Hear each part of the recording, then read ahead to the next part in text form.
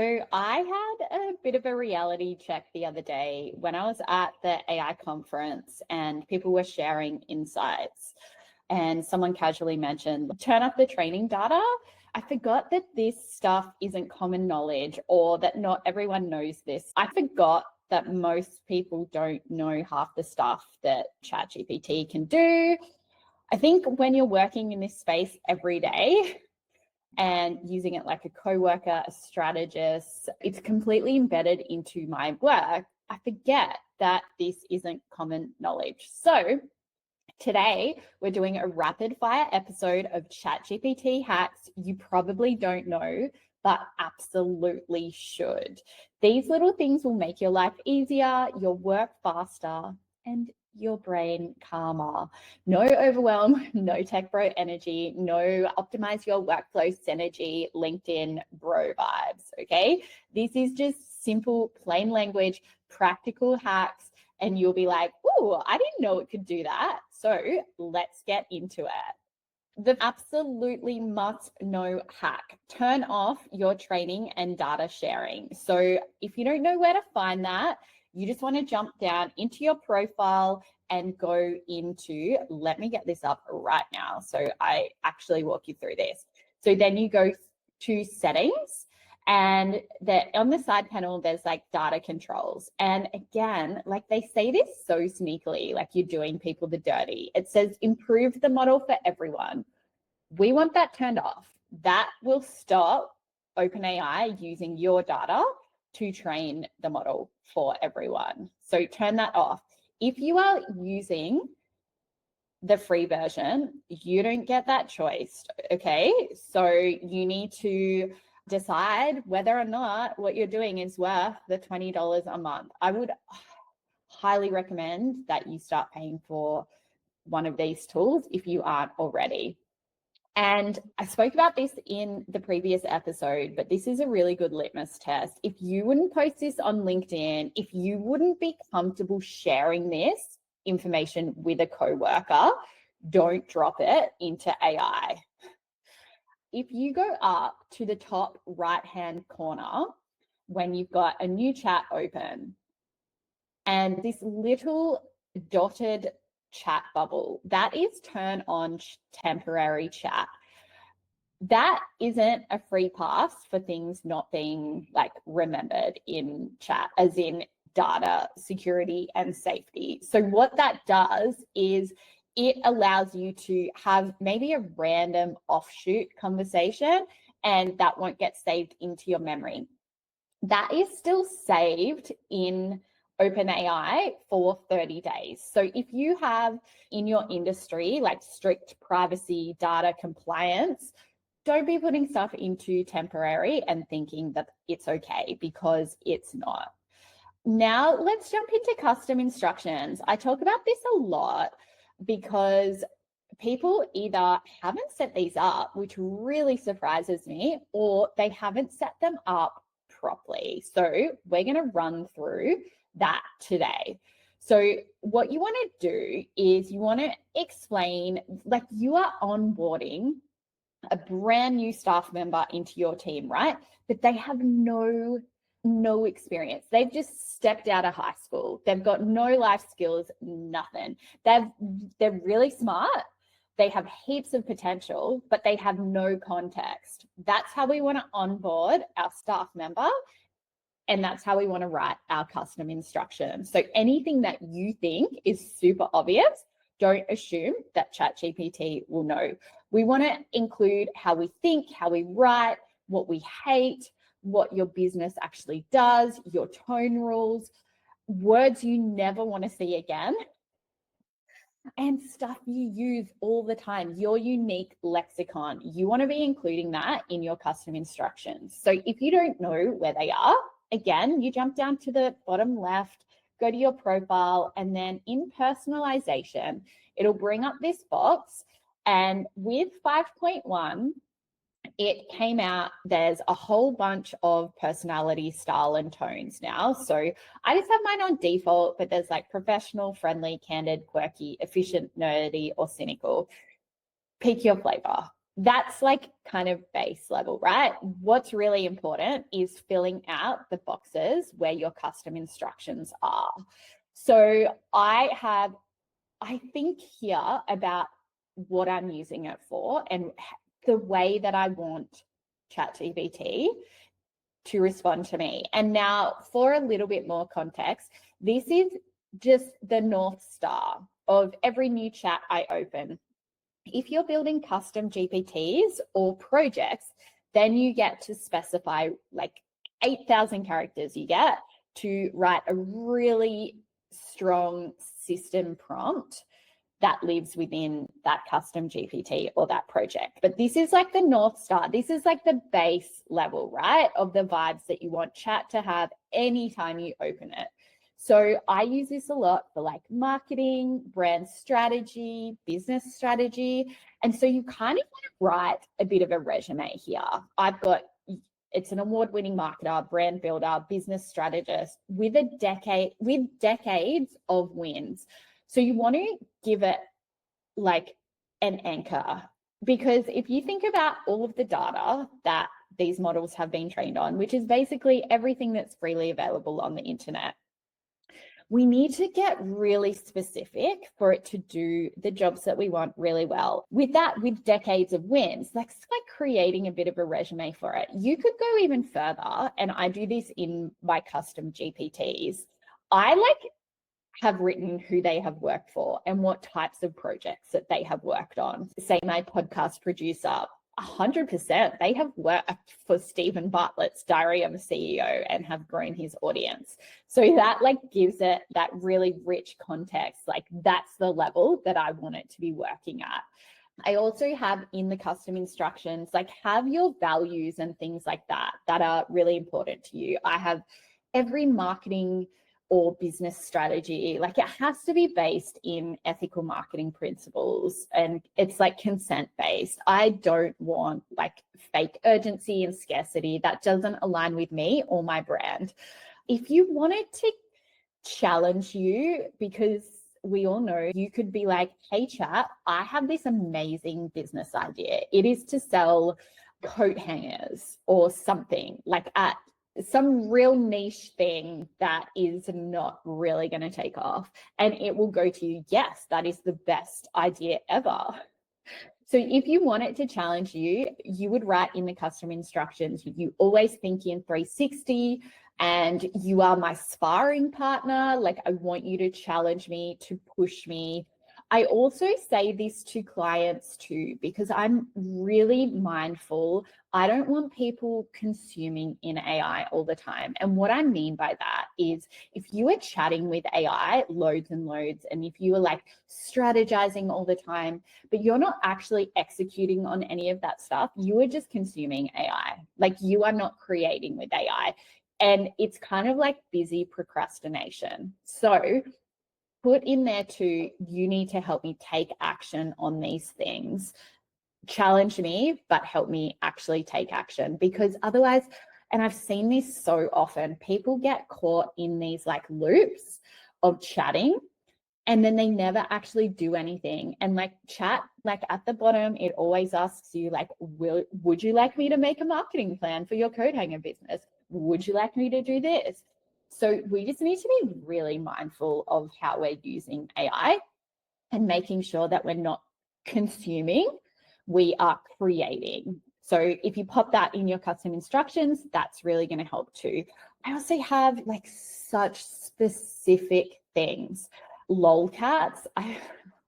My sister and I started saying that ironically like years and years ago, and it's just something that I say all the time. I am very, very sarcastic, and I also say things like, I am not live, laugh, loving this. And that is all in my custom instructions. Another really cool hack is I have in there, anytime I ask for tech help, explain to me like I'm in year 9. Because if you say beginner, that is so broad when you think about all of the data that these models are trained on. You could be a beginner programmer. You could be a beginner, I don't know, coder or something. Like beginner just isn't specific enough. So I have it as year 9. And I just find that language is really good. It doesn't assume I have knowledge that I don't. So I recommend popping that in there too.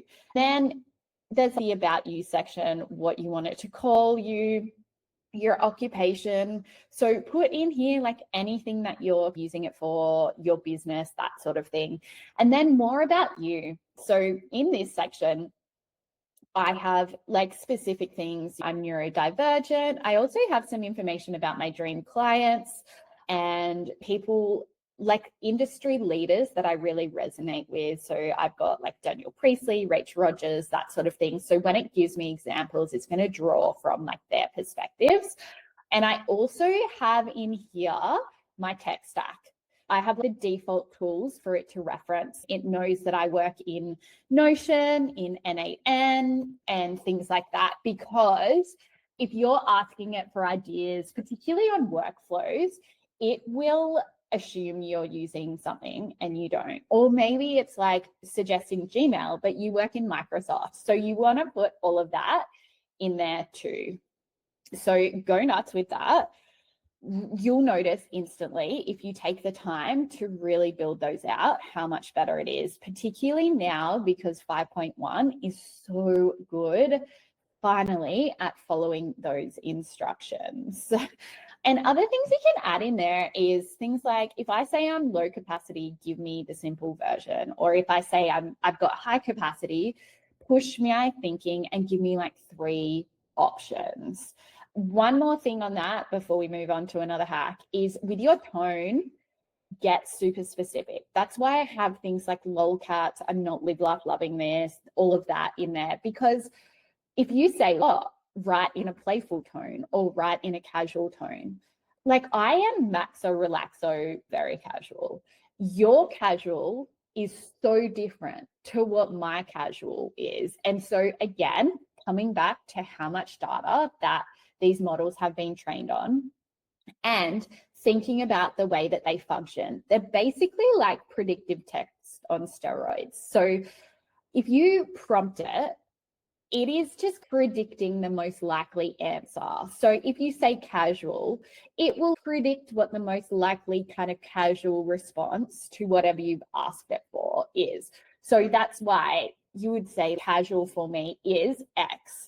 Playful for me sounds like this, and it will be so much more aligned to like how you actually want to use it.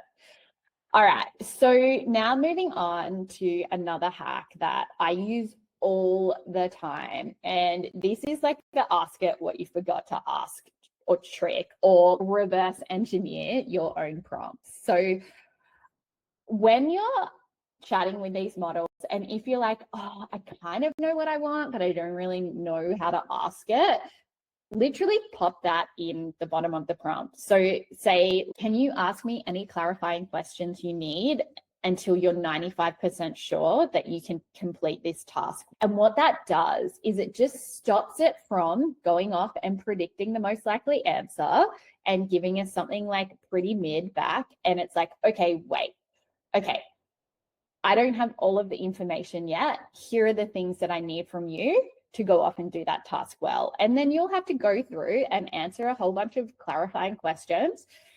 And it's so much better. Again, if we think about onboarding a junior staff assistant, that's exactly the kind of information that they would need, right? If you said, well, can you go off and research this company for some market research for us? Here's the industry, like go have fun with that. That's like not, they would be able to go and do a little bit of research with that, but what you're going to get back from them is probably not really what you need. So you need to get really specific, and by asking the clarifying questions, that will just really help this. Also, when you are using it for like strategy and stuff, you can say things like, can you identify risks or blind spots and opportunities that I haven't thought of? That is like really good if you're finding it's just like agreeing with everything that you say. And there's one more kind of prompting hack that I really like to use. And I use this in like my custom GPTs and projects all the time. And that is like act as a top 0.1%, and it could be like if you're using it for marketing, like marketer, and do this task, or act as a top 0.1% marketer who is an expert in email marketing. You have worked for personal brands such as blah, blah, blah, blah, blah. And putting that top 0.1% in just again really drills it down into so specific, so high level, and instantly you will notice that your outputs are so much better. Another hack that some people don't realize is like you can just drop in screenshots and get summaries from these. So you could drop in a Notion page and be like, can you make a summary of this? Or I'm finding that like my brain doesn't really enjoy the way that this page is laid out. Can you help me structure it better? And it'll give you like ideas. Or if you've got like testimonials from people sitting Instagram DMs, text messages, that sort of thing, you can just have a testimonial custom GPT, right? And drop all of those screenshots in there. And like in the system instruction, you will receive screenshots that are testimonials, extract the text so that I can copy and paste them and add them to my website, that sort of thing. That will save you so much time. Or you're screenshotting your to-do list and then being like, can you prioritize these by urgency and energy? So another really cool thing to do is, because as you probably know, if you're listening to this podcast for the first time, I will kind of run you through, I guess, a bit of my ethos, but I don't want people to blindly outsource to AI, right?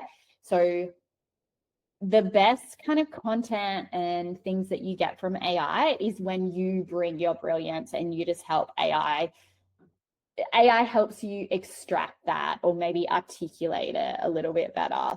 So there's another hack that I really like using. I don't know, rewrite this without losing my voice. If you do want it to review things, so first up, if you want it to review things, say that in the prompt. Can you please review this? Provide suggestions, do not rewrite this. So what it will do is act as an editor and give you feedback, not just like rewrite the thing for you. Or you could say, can you rewrite this in my tone? If you've established what your tone is, can you explain why you've made those changes? Because again, when we're using these tools, we want to include that stuff because it grounds us and it helps us learn the reasoning why. And that helps us to maintain these skills. It helps us to maintain critical thinking so we can see what those changes are and be like, oh, actually, I don't agree with that. I'm going to keep this. So you're going back and forth. You're not just like handing over this stuff to AI and then losing that skill. Oh, another hack that I love that is so underrated and 10 out of 10 recommend that you get on, because I do think that this is the way that AI will go in the future. It's talk me through this in voice mode. Voice mode, oh, so good. I definitely do, speak 3 to 5 times faster than you can type. So start using voice mode. If you just open up a new chat and there's a little microphone, that's like the dictate button, or then there's like the sound wave, and that's where advanced voice mode opens up. Also, if you have the app ChatGPT or Claude, whatever, but we'll stick with ChatGPT here, app on your phone, you can open up video mode. And I've done this for so many things now. So when I was recording a podcast in a studio, we could not get the audio to work. And so I just opened up chat in video mode and was like, here's the computer, here's the mics, what do we need to do? And it literally talked me through, hey, you need to plug this into this, because it can see all of that for you. We also did that with like our washing machine when it was like making funny noises, and it was like the hose needed tightening or something. So you can do this stuff for like housework as well. Voice mode is really cool. In the last workshop that I did, we set up a custom GPT, and it basically asks people questions to extract content ideas. So you could have this set up, say you commute to work and you just have your custom GPT open on voice mode and it runs through the questions. So that might be like, what podcasts have you listened to this week? What's come up for you? What are the clients that you're working with? Because it's pulling the ideas out of you, not just, hey, chat, can you write me a month's worth of Instagram captions? Here's my niche. It's, okay, what have you been doing? And let's make content from that. And the content that it produces is so much better because it's come from you. It's your ideas. It's your experiences. You can also use voice mode, like commuting, walking, whatever, to go through that kind of sparring with it. If you're mulling over an idea and you want some help, you could create a custom GPT or a project, and it's like your business mentor. And basically, anytime you're struggling to make a decision, you just open that up and have a chat with it. Again, just be mindful that you're not just opening that up, chatting, and not actually doing with that stuff. Brain dumping as well. I use this all the time. You just open up voice mode and just be like, here's everything I've got to do. Can you help me prioritize this? Or I'm feeling really overwhelmed. Like, how can I get started? That's amazing. Recurring tasks. So if you open up a chat and want something to run as a recurring task, you just need to give it the parameters. So every Monday at 8 a.m., can you use your calendar tool? And so you would have your Gmail or Microsoft connected, and you do that by just hitting the plus button, and then there's add sources, and then you just pick your connectors. So for me, that's Gmail. So it'd be like every Monday morning at 8 a.m., using your calendar tool, can you send me a summary of everything that I need to do this week, like based on the meetings in my calendar or something like that. That's really cool. And then that will just come up as a task to run every Monday at 8 a.m. Also, what you can do is, if you're looking for ideas of like where you can, I don't know, have some efficiencies in your business, you could just ask chat to help you identify that. I would do this with voice mode because it's just so much quicker, and just be like, here's everything I did today, and do that for a week maybe. And then be like, what tasks are repeating? Which ones do you reckon I could automate or delegate? And if you have included in your custom instructions the tools and stuff that you're using, it will draw on those. Be like, oh, hey, maybe you need to make a Notion dashboard for this, or you could set up an automation in NAN.